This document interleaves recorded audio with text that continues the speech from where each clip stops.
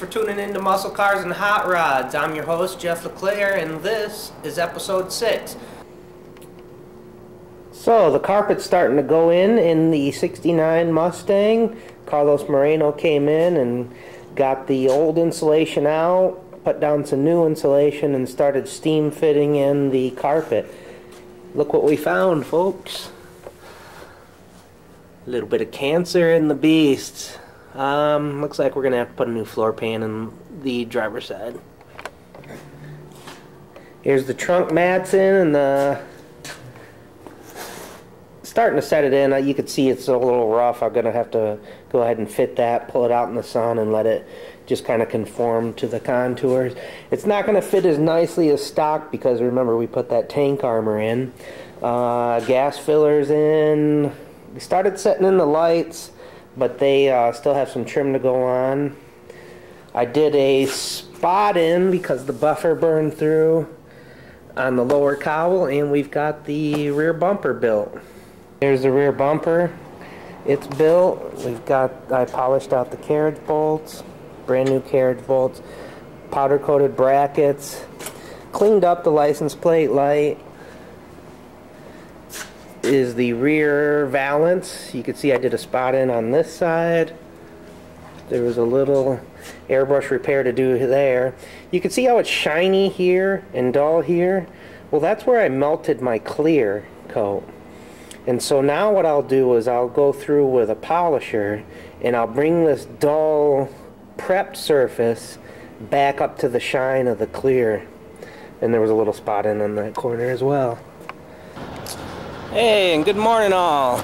We have a Mustang floor pan here. So, we're going to start by putting a quick coat of epoxy on it, and then I'm going to start to fitting it and cutting the old one out. Here's the before, more of the before.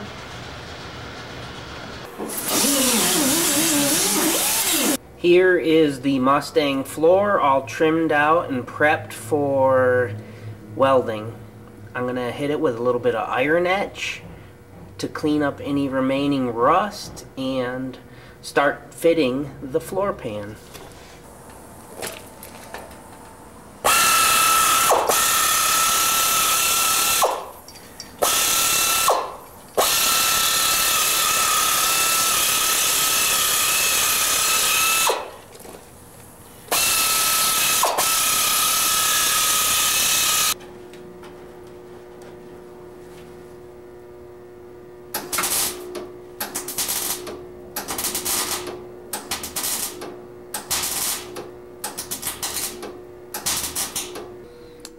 And there we are, nice new floor.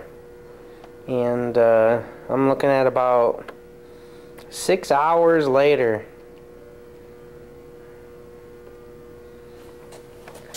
We went and lap welded along these two joints, plug welded it along there and plug welded it to the structure. A coat of epoxy and some seam sealer, and we're back in business, ready for the carpeting. The lift is free again and the Roadrunner is on jack stands. I put it on the floor, started up the leveling process. You can see here we have chains that hang from common points, and these chains are beaded, and you could hang this stick across in the same spot on each side. In the center here you see a little level bubble. So I went ahead and set the car up so that it was level all the way back. I've got 4 points. Some comments from the racingjunk.com link to my video that said you couldn't see this quarter panel well enough. Well, hopefully right here there's enough light on it to really show you what I'm up against and why we're replacing this. Believe it or not, we had no idea that was in there before we sent it up to Ready Strip.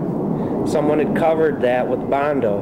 We knew something was wrong because, I mean, you could just tell when there's a lot of Bondo in a car, but that was seen as a perfectly acceptable repair in the past. Someone had mentioned they'd wanted to see the wheel well torn up. Right there is a good view of that, so I'm going to put that wheel well right there in. And then there's no rust in this car. What had happened, we believe, is they put this rusty quarter panel as a used panel on the vehicle.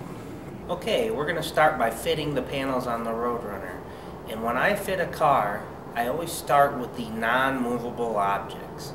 That is the roof, the quarter panels, the stuff on the exterior of this body that I've got absolutely no major room to work with. And so what I'll do is I'll start with the, well, generally with the rear of the car, I'll get a trunk going and everything. But today I'm going to start fitting the door to the quarter panel.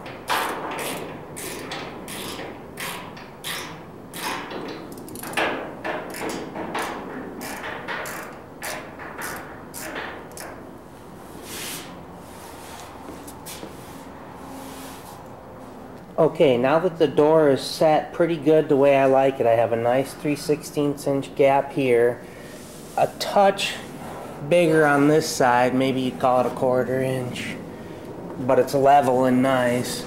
I've got my door angle right, it's nice and good right here, and that's about where I want it to be in here. Okay, the other measurements I've taken is with this measuring tool.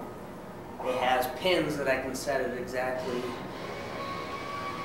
same increments on both sides. I can pick a point on this side, come over, line this pin up exactly, do a double check on my level, and see that I'm down just a touch in this corner. Make sure my measurements are the same. Okay, I'm down a little there. Let's come up here. Re-level or realign the pin marking. Make sure I'm level. And I can see that I gotta come up here. So I'm gonna go ahead and adjust this measurement till I'm level, which is right there. Oops. Yeah.